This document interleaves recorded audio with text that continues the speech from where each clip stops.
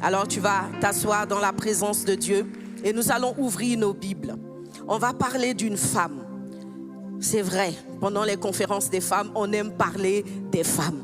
Mais j'ai envie de te dire, si ce n'est pas pendant nos conférences, à quel moment on va parler des femmes? Alléluia! Alors ce soir, on va parler d'une femme. Une femme qui est présente dans la Bible, mais dont on ne parle pas souvent. Et en préparant cette conférence, le Seigneur a mis son projecteur sur cette femme. Et j'ai compris que cette femme, quelque part, elle était devenue invincible. Alléluia! Alors, on va prendre nos Bibles dans Exode 1, à partir du verset 15 jusqu'au verset 22. Et avant de lire ce texte, j'aimerais, si possible, encore une fois, définir le mot invincible. Alors, invincible, qu'est-ce que c'est? C'est le thème de notre conférence. C'est aussi un adjectif, n'est-ce pas, qui qualifie un type de personne.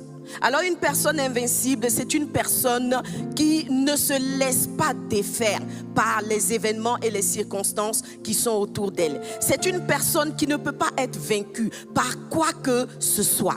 C'est une personne qui, à l'intérieur d'une armure, est comme protégée, est comme à l'abri de toute forme de tornade, de toute forme de complications. Alléluia. C'est une personne invincible. Avec cette personne, tout est oui et amen. Tout est victoire. Tout est gloire, tout est manifestation de victoire. Alléluia. Avec cette personne, le sourire est le dernier mot. Parce que quand tu as vaincu, qu'est-ce que tu fais? C'est les hurrahs, c'est le sourire, c'est la bonne humeur, c'est un visage souriant. C'est la raison pour laquelle je vais te demander de faire un beau sourire à ta voisine. Pour qu'elle remarque, qu'elle commence à comprendre que tu es une femme invincible. Parce que la femme invincible, elle est caractérisée par quoi? Sa sérénité, sa paix, sa tranquillité. Et tout cela, elle le traduit à travers un beau sourire. Est-ce que je peux voir ton sourire ce soir? Waouh! Ah, j'ai vu un sourire qui m'a inspiré. Amen, amen, amen. On va lire notre texte de Exode 1, je lis la parole de Dieu. Il est dit: le roi d'Égypte parla aux sages-femmes des Hébreux, nommées l'une Shifra et l'autre Poua. Il leur dit: quand vous accoucherez les femmes des Hébreux et que vous les verrez sur les sièges, si c'est un garçon, faites-le mourir. Si c'est une fille, laissez-la vivre. Mais les sages-femmes craignirent Dieu et ne firent point ce que leur avait dit le roi d'Égypte. Elles laissèrent vivre les enfants. Verset 18, le roi d'Égypte appela les sages-femmes et leur dit: pourquoi avez-vous agi ainsi et avez-vous laissé vivre les enfants? Verset 19, les sages-femmes répondirent à Pharaon: c'est que les femmes des Hébreux ne sont pas comme les Égyptiennes. Elles sont vigoureuses. Elles accouchent avant l'arrivée de la sage-femme. Est-ce qu'il y a une femme vigoureuse dans cette salle? Alléluia. Verset 20, Dieu fit du bien aux sages-femmes et le peuple multiplia et devint très nombreux. Parce que les sages-femmes avaient eu la crainte de Dieu, Dieu fit prospérer leur maison.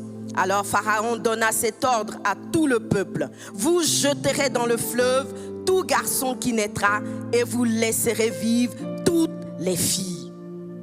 Alléluia. Les sœurs, vous savez, nous on aurait pu acclamer, parce que nous sommes des filles. Amen. C'est un décret qui semblait favorable aux filles, n'est-ce pas? De prime abord, on dit tuez tous les garçons. Tuez tous les garçons et laissez vivre les filles. Alors moi je me suis posé la question de savoir pourquoi Pharaon voulait laisser vivre les filles. Pourquoi? Parce que justement, il pensait que s'il y a un sexe qui est faible, c'est le sexe féminin. Alléluia. Pharaon avait décidé de laisser vivre les filles parce qu'il ne savait pas que toi, tu allais arriver. Amen. Pharaon ne savait pas que la femme extraordinaire que tu es allait être manifestée. Pharaon ne savait pas. Alléluia. On dirait qu'il savait, hein? On dirait qu'il avait raison.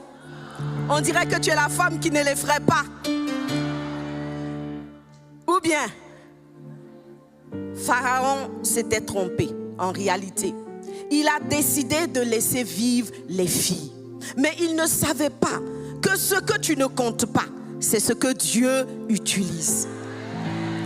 Alléluia. Il ne savait pas que ce que tu méprises, c'est ce que Dieu glorifie. Il ne savait pas que le danger que tu minimises, c'est celui qui va te faire tomber. Amen. Alors, il a laissé vivre les filles. Et puis, ça se passait comme ça donc. Les femmes hébreux accouchaient. Et si c'était un garçon, il était tué. Si c'était une fille, elle avait la vie sauve. Et comme je disais tout à l'heure, on aurait pu penser que les filles étaient comme bénies. Mais non, vous savez qu'en tant que filles, nous sommes aussi des femmes, nous sommes aussi des mères. Amen. Donc une fille qu'on laisse vivre et qu'après on tue son enfant, c'est comme si on l'a tué. Alléluia. Donc franchement, Pharaon était méchant. Méchant. Dis à ta voisine, méchant. Pharaon était méchant. Et nous allons à Exode 2. Alors donc, je disais que ça se passait comme ça. Les femmes accouchaient. Si c'était un garçon, il était tué. Si c'était une fille, elle vivait. Et je n'ose même pas imaginer le nombre de femmes qui ont accouché et qui ont vu leur garçon être jeté dans le Nil. C'était le décret. C'était décidé comme ça. Et donc, la chose devait se reproduire et encore se reproduire. Surtout si les femmes hébreux étaient des femmes fécondes, je ne sais pas, peut-être qu'il y avait 5 assassinats de bébés par jour, 10 assassinats de bébés par semaine, etc. Mais ce qui est sûr, la chose était en cours.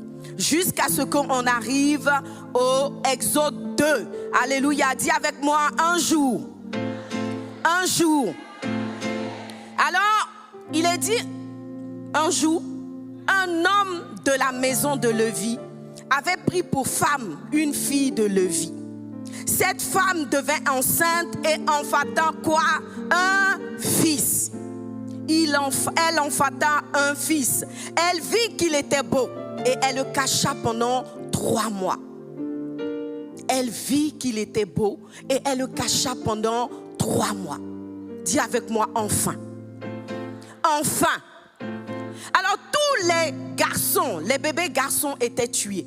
Jusqu'à ce qu'une femme accouche d'un bébé, elle regarde le bébé et elle se dit, qu'est-ce qu'il est beau ce bébé. Mais quelle est cette femme qui accouche d'un enfant et qui ne le trouve pas beau? Quelle est cette femme qui accouche d'un enfant et qui ne le trouve pas beau? Cela signifie que les femmes qui ont précédé celle-ci, en réalité elle s'appelle Jochebed, on va lire le texte qui donne son nom. Les femmes qui ont précédé Jochebed dans la maternité, dans cette saison trouble-là, je me suis posé la question de savoir si elles avaient fermé leurs yeux. Est-ce qu'elles n'ont pas regardé leur bébé? Est-ce qu'elles n'ont pas entendu le cri de ce bébé? Mais qu'est-ce qu'elles ont fait? Elles ont baissé les bras. Alléluia. Et leurs enfants ont été tués jusqu'à ce que Jochebed vienne. Elle accouche d'un enfant. Elle le regarde et elle dit, cet enfant est beau. Je ne le laisserai pas mourir. Au verset 3, il est dit, ne pouvant plus le cacher. Alors elle a caché pendant 3 mois.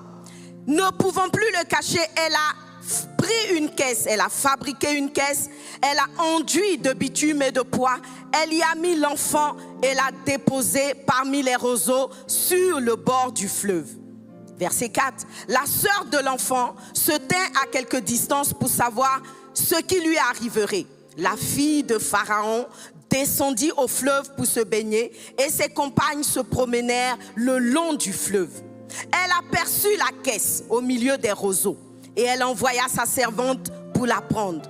Elle l'ouvrit et vit l'enfant. C'était un petit garçon qui pleurait. Elle en eut pitié et dit, c'est un enfant des hébreux. Verset 7. Alors la sœur de l'enfant dit à la fille de Pharaon, veux-tu que j'aille te chercher une nourrice parmi les femmes des Hébreux pour allaiter cet enfant? Va, lui répondit la fille de Pharaon. Et la jeune fille alla chercher la mère de l'enfant. La fille de Pharaon lui dit, emporte cet enfant et allaite-le-moi, et je te donnerai ton salaire. Dis avec moi, waouh! La femme prit l'enfant et l'allaita. Quand il eut grandi, elle l'emmena à la fille de Pharaon et il fut pour elle comme un fils. Elle lui donna le nom de Moïse, car, dit-elle, je l'ai retiré des eaux. Alléluia, quelle belle histoire. Est-ce que tu peux acclamer le Seigneur pour sa parole? Alors ce soir, pour le temps qui me reste, je veux te parler de Jochebed. Jochebed, ou le courage de refuser la fatalité. Dis avec moi, le courage de refuser la fatalité. Le courage de refuser la fatalité pour manifester les desseins de Dieu. Alléluia. Bien-aimé, il y a certainement des moments où, comme les autres femmes hébreux, tu t'es sentie impuissante. Tu t'es sentie accablée. Tu t'es sentie comme vaincue par des situations. Tout simplement parce que quelque part, tu te disais, je ne peux rien ni faire. En réalité, toutes les femmes qui ont vu leur enfant être tué, ce n'est pas parce qu'elles ne le trouvaient pas beau. Ce n'est pas parce qu'elles n'avaient pas souffert les affres de la grossesse. Ce n'est pas parce qu'elles n'avaient pas d'élan maternel. Mais en réalité, c'est parce que quelque part, elles se disaient, je suis impuissante. Je ne peux rien faire. Cette situation est une fatalité. Que je le veuille ou pas, l'enfant sera tué. Qu'est-ce que je peux y faire? Le mieux je peux faire, c'est d'appeler les soldats de Pharaon pour leur dire, voici, il y a un autre garçon ici, venez le tuer. Alléluia. Peut-être il y a une femme qui a pensé ça. Elle s'est dit, plus vite on va le tuer, moins j'aurai mal. Parce que je n'aurai pas eu le temps de m'y attacher. Qu'est-ce que je peux faire? Le roi a pris un décret. Il a décidé que tout enfant mâle devait être tué. C'est un décret royal. C'est un décret royal. Oui, c'est un décret, mais c'est aussi un décret de mort. Est-ce que parce que c'est un décret, tu vas te laisser tuer? Est-ce que parce que c'est un décret, tu vas laisser ton enfant être jeté après l'avoir porté 9 mois? Dis à ta voisine, question. Question. Les sisters, l'invincibilité dont nous parlons commence quand on refuse la fatalité. Tu deviens invincible lorsque tu commences à dire, ce qui détruit quelqu'un d'autre ne me détruira pas. Alléluia. Parce qu'on parle d'invincibilité, parce que, je veux dire, on parle d'invincibilité parce qu'il y a vincibilité, si je peux m'exprimer ainsi. Tu sais que le 1 vient comme en opposition à une autre réalité. S'il y a une invincibilité, c'est qu'il y a une vincibilité. On parle d'invincibilité parce qu'il y a une autre femme qui n'est pas toi, qui s'est laissée vaincre. Qui s'est laissée vaincre par les situations de la vie. Il y a une autre femme qui n'est pas toi, qui a accepté un décret. Parce que c'était comme un décret contre lequel elle ne pouvait pas lutter. Les autres femmes hébreues ont dit, c'est Pharaon. C'est Pharaon. Vous voyez? Mais quand Jochebed a vu son fils, elle s'est dit, même si Pharaon a parlé, moi, mon fils ne mourra pas. Alléluia. Elle a dit, mon fils ne mourra pas. Est-ce que quelqu'un peut s'élever contre une fatalité ici? Est-ce que quelqu'un peut s'élever contre un décret? il y a des décrets qui vont être pris. Peut-être par un gouvernement, peut-être par le monde des ténèbres, pour tuer un avenir, pour tuer une destinée, pour tuer une génération. Alors, est-ce que nous devons nous asseoir et juste constater? Est-ce que nous devons nous asseoir et juste dire que ça se passe vite afin qu'on passe à autre chose? Bien-aimé, on parle de ton avenir. On parle de tes enfants. On parle de ta destinée. On parle de la manifestation du règne de Dieu sur cette terre. Au milieu de cette atmosphère d'injustice qui avait muselé tout le monde, parce que c'était la volonté de Pharaon, une femme invincible s'est levée. Alléluia. Une femme invincible s'est levée. Et elle a pris son courage. Elle a dit, je vais résister. Je vais résister.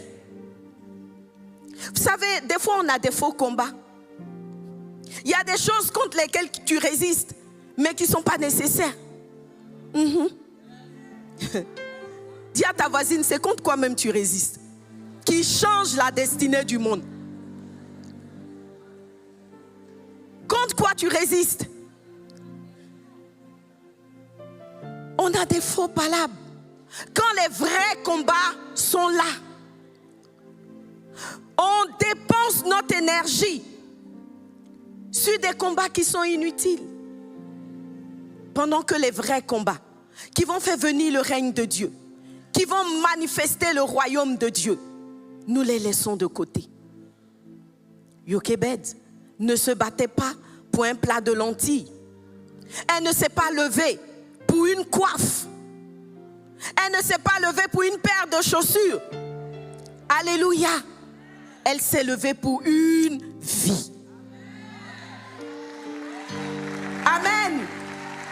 Est-ce que tu peux revoir tes priorités? Est-ce que tu peux revoir ce qui occupe tes pensées? Est-ce que tu peux revoir ce qui absorbe ton énergie? La Bible dit que Jochebed a accouché de son enfant. Elle aurait pu se fondre dans la masse. Elle aurait pu faire comme tout le monde. Mais la Bible dit qu'elle a regardé l'enfant et elle a vu qu'il était beau. Bien-aimé, en réalité, je pense que la beauté dont il s'agit ici n'était pas une beauté physique. La vérité, c'est que quand Jochebed a regardé son enfant, elle l'a vu avec des yeux prophétiques. Quelqu'un dit Amen. Elle a vu avec des yeux prophétiques. Elle n'a pas vu simplement un petit garçon qui pleurait. Elle n'a pas vu simplement un enfant mâle qu'il fallait circoncire. Elle a vu une solution. Elle a vu une destinée, une vie qui allait servir les intérêts du royaume. Alléluia. Parce que cette femme était prophétique. Je suppose qu'à cette époque-là, tout le monde avait oublié les prophéties. Tout le monde avait oublié que Dieu avait dit 400 ans, Israël allait être en Égypte et un libérateur allait venir. Certainement, dans ces moments de prière, pendant que tout le monde avait oublié la prophétie, pendant que tout le monde avait oublié les intérêts de Dieu, Jochebed, dis avec moi Jochebed. Jochebed, une femme spéciale, une femme de prière. Bien-aimé, l'invincibilité prend une femme de prière. Ça prend une femme de prière. On ne devient pas invincible devant Netflix. Dis à ta voisine ou bien tu as veillé devant Netflix pendant 7 jours. Attends, qu'est-ce qui va te rendre invincible? Le scénario du film. Dis à ta voisine. Alléluia. Vous savez, des fois, on est des femmes, mais on se perd toutes. Moi, des fois, je me perds comme ça devant Netflix. Et à la fin, le Seigneur me dit, bon, ok, tu as passé 4 heures de temps à regarder une série. Dis-moi, qu'est-ce que ça va ajouter à ta vie? Dis-moi, quelle solution ça t'apporte pour demain? Dis-moi quel dossier qui est sur ton bureau que ce film va t'aider à régler. Dis à ta voisine, priorité. Où sont tes priorités? Aujourd'hui, le diable semble gagner du terrain. Les ténèbres semblent s'épaissir. Maman Maud a parlé dans son message, dans l'un de ses messages, de comment nos enfants sont comme arrachés à l'innocence. Il y a des combats sérieux. Et toi, tu es scotché à quoi? Facebook. Depuis combien d'heures? Depuis combien d'heures? Pose-toi la question. Je n'ai pas besoin que tu me répondes. Moi, j'ai fait mon expérience avec TikTok. Quand TikTok est sorti, on m'a dit voici TikTok. Ce sont mes enfants. Je suis allée, j'ai téléchargé l'application et j'ai commencé à regarder. Le premier jour, j'ai regardé TikTok. Je me suis assise, j'ai ouvert mon téléphone. On venait de télécharger l'application. Je me suis assise. Je rentrais du travail. Il était 18h. Je me suis assise sur TikTok. J'ai commencé à regarder. Les filles, quand je me suis levée, il était 22h30. J'ai dit, hey! Dis avec moi, hey! C'est quoi ça? Alléluia! Qu'est-ce que TikTok résout? Rien. Alléluia! Le vrai courage commence lorsqu'on réalise qu'il y a des véritables combats à mener. Jochebed a choisi de mener le combat. Elle a choisi d'être une femme différente. Elle a choisi de tenter l'impossible. Alléluia. Qui s'est levé pour tenter l'impossible? Qui s'est levé pour dire ça suffit, c'en est assez? Qu'on arrête d'enseigner ceci ou cela à mon enfant? Qui? Ah, c'est le gouvernement. C'est les lois. Et chacun subit. Dis à ta voisine, Jochebed. Jochebed t'appelle. Alléluia. Alors on va parcourir un peu l'histoire de cette femme et regarder tous ces mécanismes qu'elle a mis en place. Malgré les ténèbres qui semblaient s'être épaissies, malgré j'allais dire la dureté de la situation. Ce n'était pas une volonté simple de Pharaon. Tout ça était porté par un décret. Il y avait une loi. Pharaon a son armée. Il avait des hommes qui patrouillaient tous les jours dans la cité d'Israël. En tout cas des Hébreux, pardon. Mais quand cette femme a regardé l'enfant, quand Dieu lui a révélé son plan, elle a dit, Seigneur, je vais te donner la main d'association. Elle a dit, Seigneur, tu cherches un libérateur, je vais te le donner. Alléluia. Dieu cherche des hommes de Dieu. Dieu cherche des hommes qui vont prêcher, des femmes qui vont prêcher. Est-ce qu'il y a une femme ici qui peut se lever et dire à Dieu, je vais te donner mon enfant, comme Anne a donné son enfant à Dieu? Est-ce qu'il y a une femme qui va se lever pour dire, tu cherches des évangélistes pour aller de nation en nation? Mes enfants qui sont là, je vais te les consacrer. Je vais te les donner. Je vais te donner la main d'association pour que le décret de Pharaon ne s'applique pas sur mon enfant. Peut-être que cette histoire ne t'a rien dit parce que tu as imaginé que ça s'est passé dans l'Égypte antique. Bien-aimé, le décret de Pharaon est un décret qui est d'actualité. Aujourd'hui, Pharaon continue à prendre des décrets. Aujourd'hui, Pharaon continue à tuer des destinées. Aujourd'hui, Pharaon continue à jeter des enfants dans le fleuve du Nil. Le fleuve de la drogue, le fleuve de la débauche, le fleuve de la dépression. Qui a dit que le Nil avait tari? Dis à ta voisine, tu as besoin d'être Jochebed. Tu dois être Jochebed. Alléluia. Alors, la première chose contre laquelle Jochebed s'est élevé, c'est le fait que tout était décidé. Tout était décidé, oui.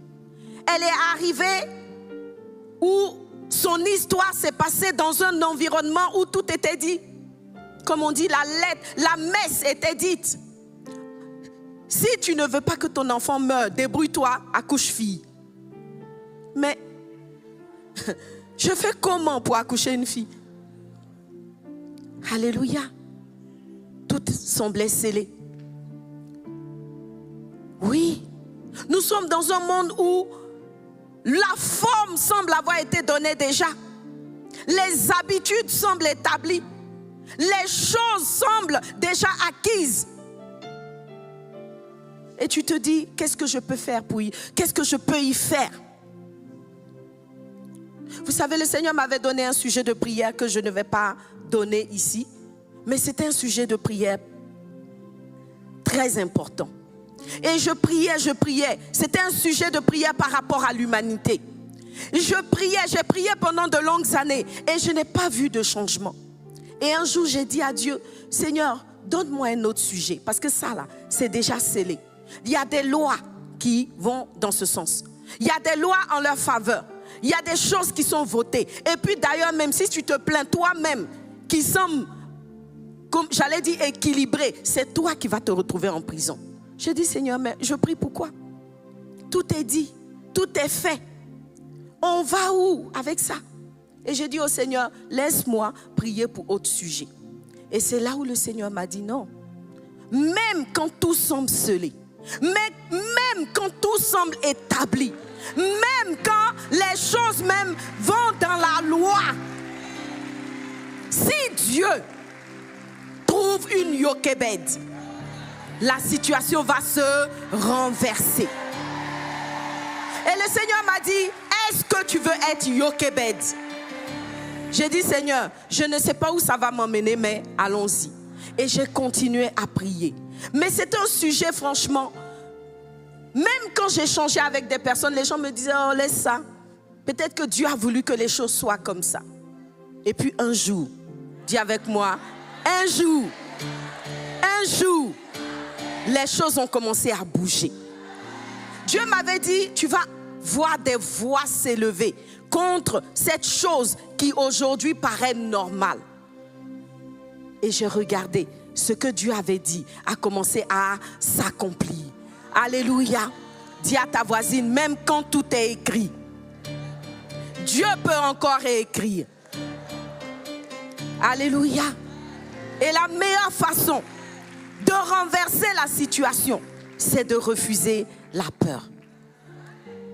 La deuxième chose que Yokebed a fait, elle a refusé la fatalité. Parce qu'une chose peut être écrite sans être une fatalité. Mais elle, Yokebed, elle a refusé la fatalité. La fatalité, c'est cette situation qu'on regarde et puis on se dit, et en fait on ne se dit pas, la vérité c'est que c'est comme ça. Quand tu regardes, il n'y a pas d'autre issue. Tu regardes, il n'y a pas d'autre équation. Il y a un seul accès. One way, c'est comme ça. Alléluia. La fatalité, ça veut dire tu veux, tu ne veux pas, ça va s'appliquer à toi. Tu veux, tu ne veux pas, ça va te tuer. Tu veux, tu ne veux pas, on va t'envoyer dans ce sens-là. Yokebed a dit non. Souvent, on imagine que pour résister à une fatalité, il faut avoir un certain pouvoir. Mais Yokebed n'avait aucun pouvoir. Elle n'avait pas le pouvoir politique. Elle n'avait pas d'armée. Elle n'avait pas de milice. Elle n'avait même pas de richesse même pour dire qu'elle va corrompre quelqu'un. C'était une pauvre femme, inconnue. Mais elle a dit, assez, c'en est assez. Alors, si Yokebed n'avait pas le pouvoir, elle n'avait ni argent, ni or, ni armée, qu'est-ce qu'elle avait? Qu'est-ce qu'elle avait? Elle avait Dieu. Elle avait la foi. Elle avait la créativité. Et elle avait la sagesse. Dis avec moi la sagesse. La sagesse. La sagesse, c'est l'âme secrète des femmes. Alléluia. Même quand une situation semble inéluctable, quand tu as le sentiment qu'il n'y a rien qu'on puisse faire contre cette situation, la sagesse peut changer tout. La Bible nous parle de cette femme qui, si elle n'avait pas fait preuve de sagesse, aurait vu toute sa maison tuée.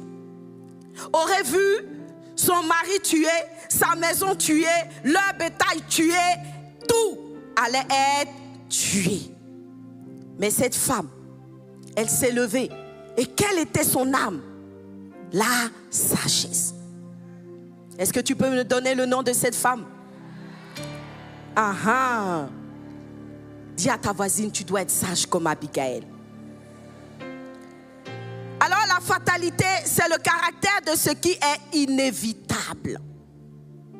Et en vrai, tout autant que nous sommes ici, il y a des fatalités que nous avons admises dans nos vies.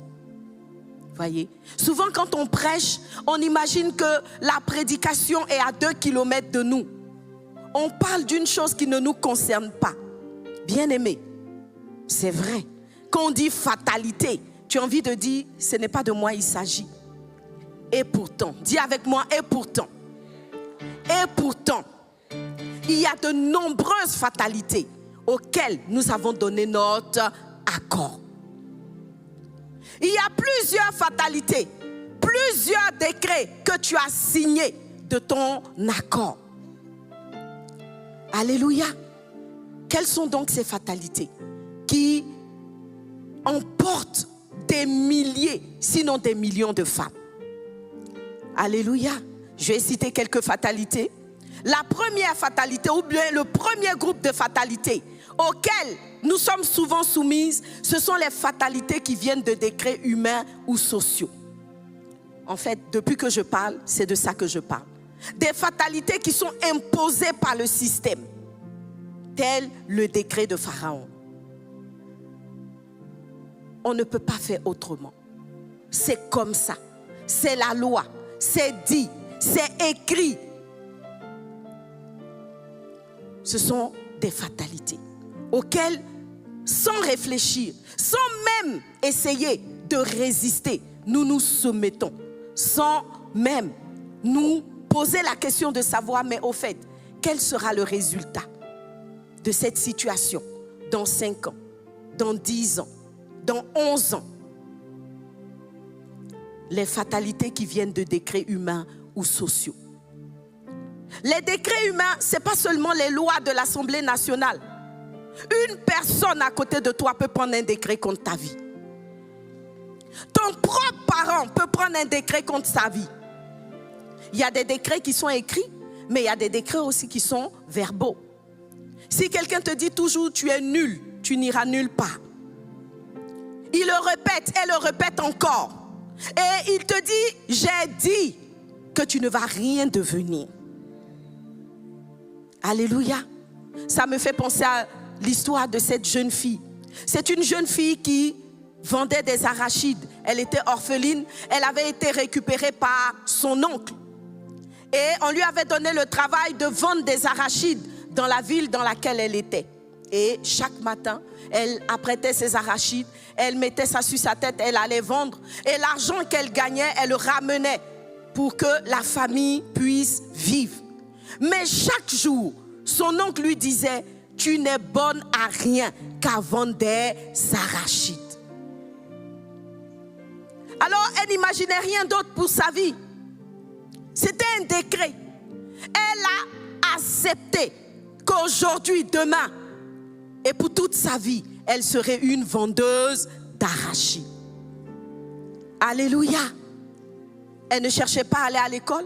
Elle ne cherchait pas à faire de l'auto-apprentissage. Elle ne cherchait pas à prendre un métier. En fait, elle se disait, je suis et je serai une vendeuse d'arachides. Jusqu'à ce que, un jour, un photographe l'a photographié avec son plateau d'arachides sur la tête. Et quand il a développé la photo, il s'est dit, waouh, voici mon prochain mannequin. Voici la prochaine pépite de élite. Alléluia. Bien-aimé, la vie de cette jeune fille a changé. Amen. Alors quel est ce décret que Dieu n'est pas capable de briser dans ta vie? Quelqu'un a dit tu ne réussiras jamais? Dis-lui, tu n'es pas Dieu. Alléluia. On a dit c'est le décret de Pharaon, on n'a pas dit que c'est le décret divin. Alors quel est cet oncle qui parle tous les jours sur ta vie? Quelle est cette tante qui parle tous les jours sur ta vie? Quelle est cette personne qui chaque jour t'annonce qu'il y a un décret d'échec sur ta vie? Dis-lui, no way. Moi, je suis Yoké bête. Alléluia. Il y a une femme à qui on dit constamment tu ne réussiras rien sans le mariage. Et du coup, tu es triste, tu es abattu. Tu ne vois aucune issue pour ta vie, simplement parce que quelqu'un n'est pas venu te demander en mariage. Demande à ta voisine, c'est quelle fatalité ça? C'est quelle fatalité ça? Dieu t'a créé femme. Il t'a créé seule. Et Dieu n'a jamais dit qu'une femme ne réalise pas des exploits. Alléluia. Dis à ta voisine, nul et sans effet. Nul et sans effet. Alors toute forme de fatalité qui viennent de décrets sociaux ou familiaux ou humains, dis avec moi non. Non. Non. Il y a des fatalités qui viennent de traumatismes personnels. Pour être invincible, tu vas devoir passer au-dessus de ces fatalités. Oui. La fatalité vient te limiter. Un décès. Il y a des personnes qui sont restées au sol parce que Dieu a rappelé leurs proches. Oui, je sais. Tu vas me dire que c'est la personne qui payait tes études. Ou c'est la personne qui t'aimait. Mais si elle est partie, la terre ne s'arrête pas de tourner. Alors pourquoi est-ce que tu acceptes que parce que cette personne n'est plus, toi tu dois finir dans le Nil? Des fatalités que nous nous imposons par des traumatismes. Ou bien un échec. J'ai commencé une entreprise, j'y ai échoué. Je me suis retrouvée endettée. Et du coup, je suis tellement traumatisée que ça devient une fatalité dans ma vie. Je ne peux plus rien devenir. Je ne peux plus rien faire. Dis à ta voisine, qui t'a dit ça? Qui t'a parlé? Qui a prophétisé? Alléluia. Des événements peuvent arriver, mais ils ne peuvent pas t'arrêter. Quelqu'un dit Amen. Et il y a un autre type de fatalité. Amen. Les fatalités qui viennent de quoi? Du manque de révélation. Je ne suis pas allée très loin. Je n'ai pas trop développé parce que le temps passe. Mais les traumatismes, il y en a beaucoup. Il y a le deuil, il y a les abus. Vous voyez, il y a des personnes qui ont été abusées. Et pour ça, elles rentrent à l'intérieur d'elles-mêmes et elles refusent de sortir. Parce qu'elles se disent, ce qui leur est arrivé, c'est too much. C'est la chose la plus grave de l'humanité. Il y a des personnes qui ont vécu ça et qui ont réussi à manifester leur destinée. Alors tu dois dire non à la fatalité. Tu dois dire non à toute prison mentale. Tu dois dire non à toute perception qui te limite et qui t'empêche d'aller de l'avant. Alléluia. Et les fatalités qui viennent du manque de révélation. Vous savez qu'il y a beaucoup de personnes qui vivent en dessous de leur potentiel. Pourquoi? Parce qu'il leur manque la connaissance. Qu'est-ce que le Seigneur a dit dans Osée? Faute de connaissance, mon peuple périt. Faute de connaissance, mon peuple périt. Parce que tu ne sais pas une chose. Il y a une vérité que tu ne connais pas. Alors tu as décrété que ta vie est arrêtée. Tu as décrété que ta vie est finie.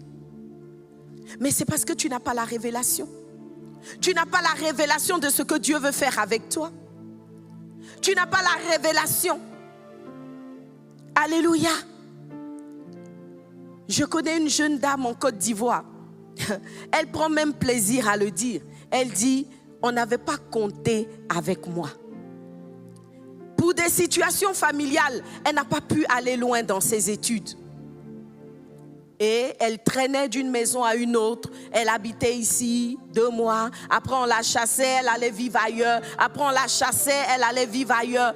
Et elle se disait, parce que je n'ai pas fait d'études, je ne peux rien devenir. Et un jour, dis avec moi, un jour, une de ses amies l'a emmenée parce que bon, elle passait de maison en maison. Sa vie était comme ça, comme un papillon qui allait ici et là. Un jour, elle était avec une copine et sa copine lui a dit, je vais aller me coiffer, viens, je t'emmène avec moi au salon. Et elle est allée au salon de coiffure il y a quelques années en arrière. Et c'est là qu'elle a découvert les perruques. Elle s'est dit, ah, ça existe, ce genre de cheveux. Oui, ça existe. Tu peux avoir des petits cheveux et puis la seconde d'après, tes cheveux sont longs. Donc si tu veux des longs cheveux et puis tu les as pas, c'est faute de connaissance. Amen. C'était pour rigoler. Mais en fait, ce qui s'est passé, c'est que quand elle a découvert les perruques, elle est comme tombée amoureuse des perruques. Et elle s'est dit, je veux rendre ces choses-là disponibles pour toutes les femmes. Pour toutes les femmes africaines qui ont les cheveux trop compliqués à coiffer, etc. C'est parti comme ça. Et elle a dit à la coiffeuse, est-ce que tu peux m'en donner quelques-unes que je vende dans mon quartier? Et de fil en aiguille, aujourd'hui, elle a une industrie de mèches, perruques, etc. Et cette fille qui allait de maison en maison, il a suffi que Dieu la conduise dans son couloir. Elle a appris à fabriquer les perruques. Elle a appris à coiffer. Elle a appris. C'est vrai, elle n'a pas le bac. C'est vrai, elle n'a pas fait Harvard. Mais un métier manuel a rendu cette fille millionnaire. Alléluia. Dis à ta voisine, tu crois que tu es limité parce que tu ne sais pas. Tu ne connais pas les talents que Dieu a cachés en toi. Tu ne connais pas les possibilités hors de l'école.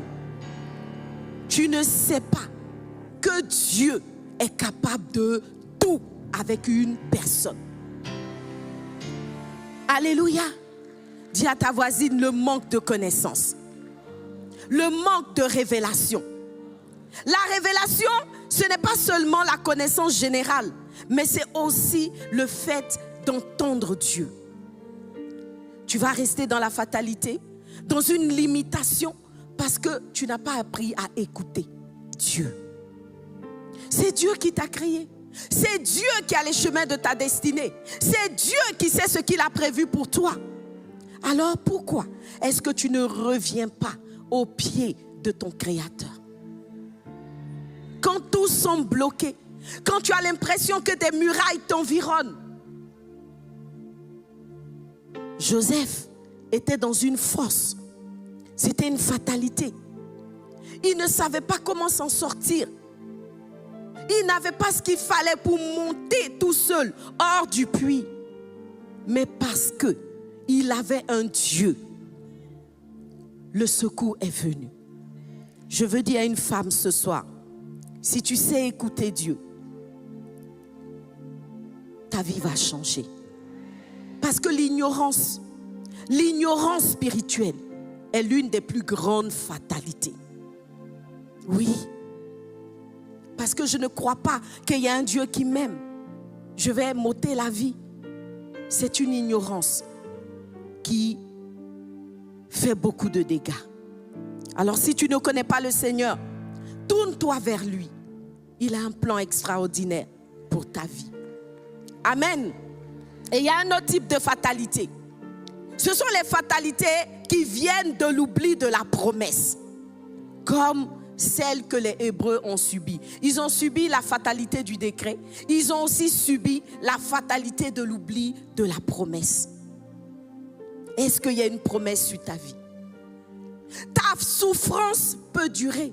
Ta souffrance peut s'étendre. Ta souffrance peut te limiter si tu oublies ce que Dieu t'a dit. Si tu es une femme en Christ, il y a forcément une parole que Dieu t'a donnée. Il y a forcément une promesse qu'il t'a faite. Et s'il ne t'a pas parlé directement, va dans sa parole. Qu'est-ce que sa parole dit? Sa parole dit qu'il ne fait acception de personne. Donc ça veut dire que cette parole-là, elle est autant pour l'autre que pour toi. S'il y a un verset qui a dit à quelqu'un, je t'élèverai, c'est que ce verset te concerne aussi. Alléluia. À moins que tu me montres que le verset est un nominatif.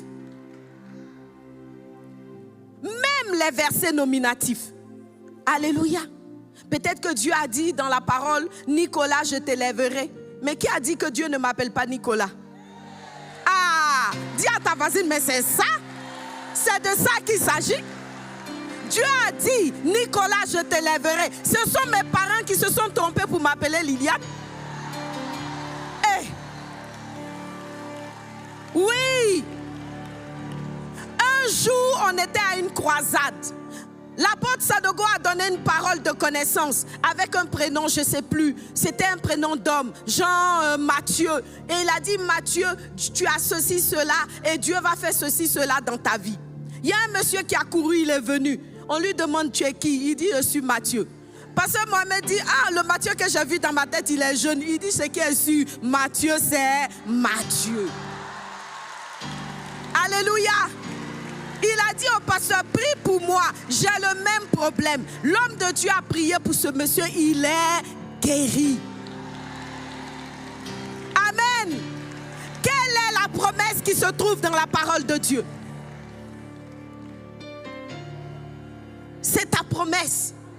Tu dois te l'approprier. Alléluia. La Bible a traversé les siècles. Et si une promesse est pour un Matthieu, quel est ce Matthieu qui a vécu 2000 ans? Aucun. Ça veut dire génération après génération. Il y a un Matthieu qui est concerné par cette parole.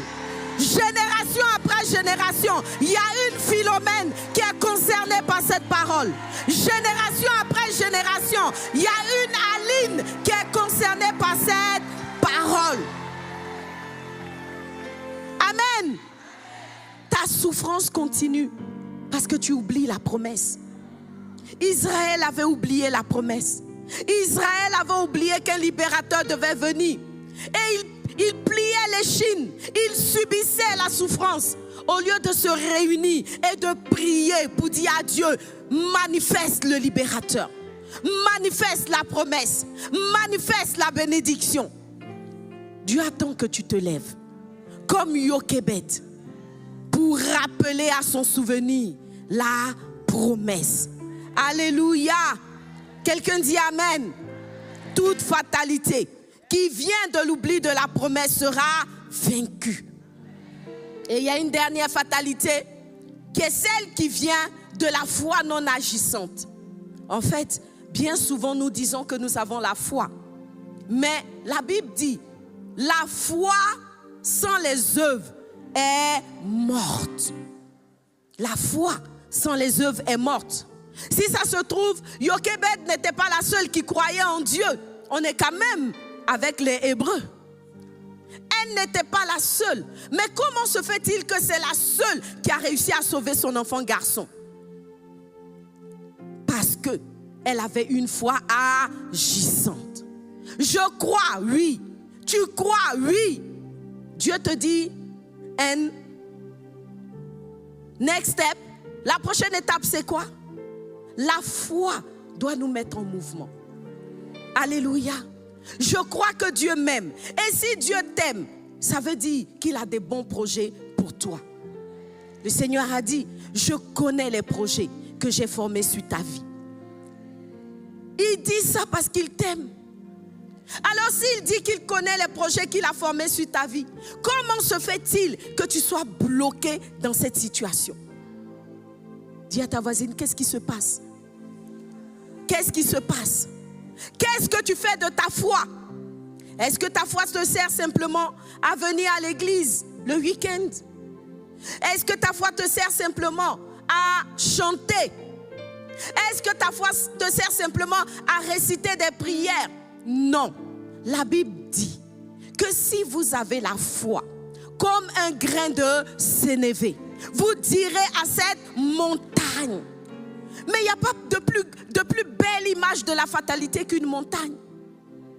La montagne, c'est cette chose qui est devant toi et que rien ne peut bouger. Mais Dieu dit, si tu as la foi et qu'elle est même petite, comme un grain de sénévé, tu vas dire à cette montagne quoi? Déplace-toi. Tu vas dire à la montagne, quitte mon chemin, quitte ma route, quitte ma destinée, quitte la manifestation du plan de Dieu. Alléluia. La foi agissante, c'est la réponse à la fatalité. Alléluia. Et toutes ces choses, Jochebed les a manifestées. Alléluia. Là où le monde dit c'est fini, elle a dit non. Dieu n'a pas dit son dernier mot. Là où la fatalité sociale essaye de t'enfermer dans une identité imposée, Dieu veut te donner une identité révélée. Alléluia. Dis Amen. Le monde n'a pas encore vu ce que Dieu a prévu pour toi. Le monde n'a pas encore vu ce que Dieu a prévu pour toi. Alléluia. Dieu a un plan extraordinaire pour ta vie. Et là où les cycles de fatalité familiale, les cycles générationnels ont limité une partie de ta famille, toi tu dois te lever comme Jochebed et dire non. Mon Dieu a un plan extraordinaire pour moi.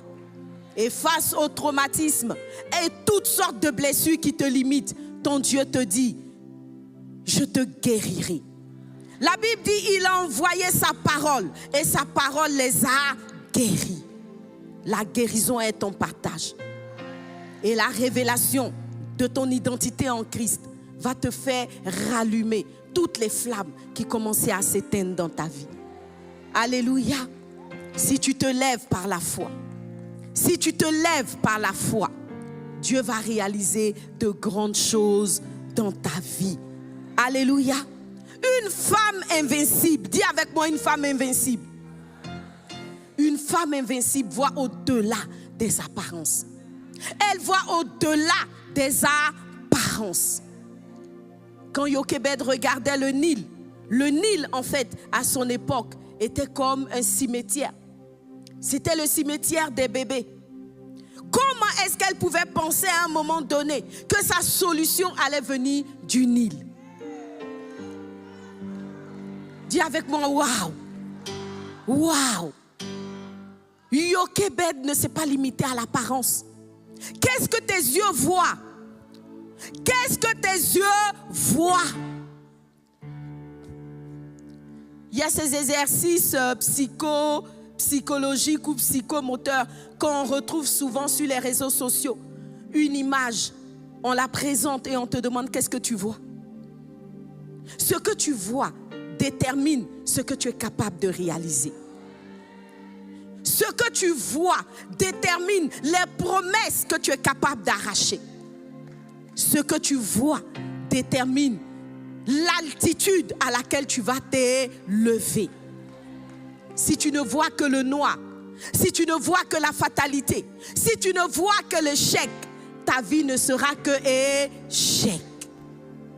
Jochebed a regardé le Nil, cimetière de bébés pour d'autres, mais solution divine pour elle.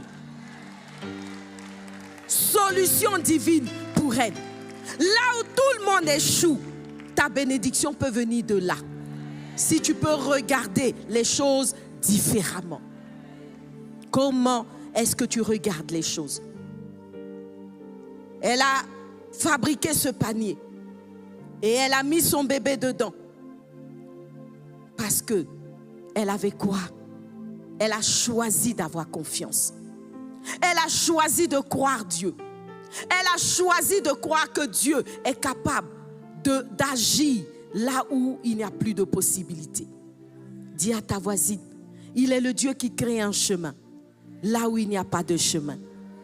Alors qu'est-ce qui peut te bloquer? On te dit qu'il n'y a plus de chemin, il crée un chemin. Il n'y avait plus d'issue.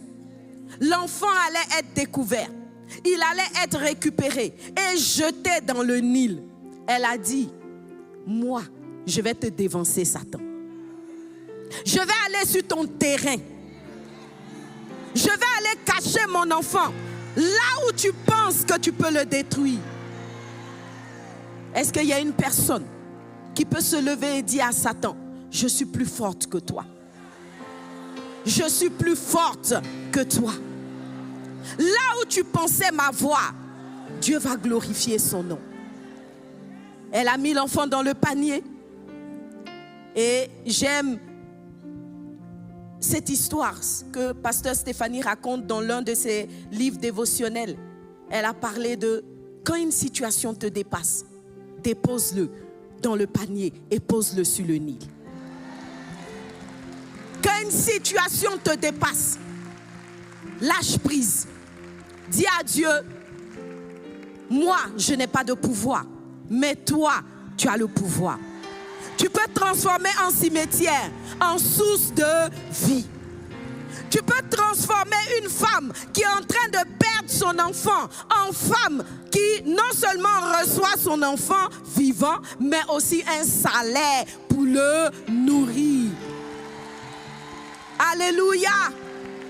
Est-ce que tu peux te tenir debout avec moi et dire avec moi, Yokebed, le courage de dire non à la fatalité. Le courage de dire non à la fatalité. Alors je vais terminer en donnant ces quelques leçons que nous pouvons tirer de la vie de Yokebed en résumé.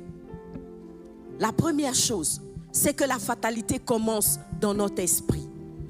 Une fatalité est fatalité parce que tu l'as admise. Une limitation est limitation parce que tu as accepté qu'elle devait te limiter. Mais si tu dis non, c'est que tu peux changer tout.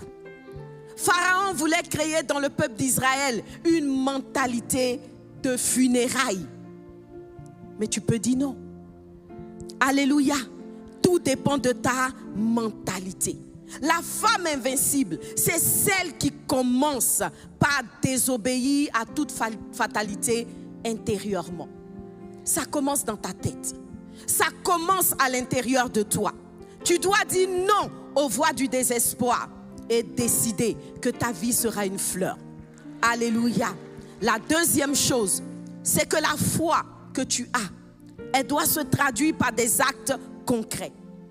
Yokebed n'a pas fait que prier, elle a agi.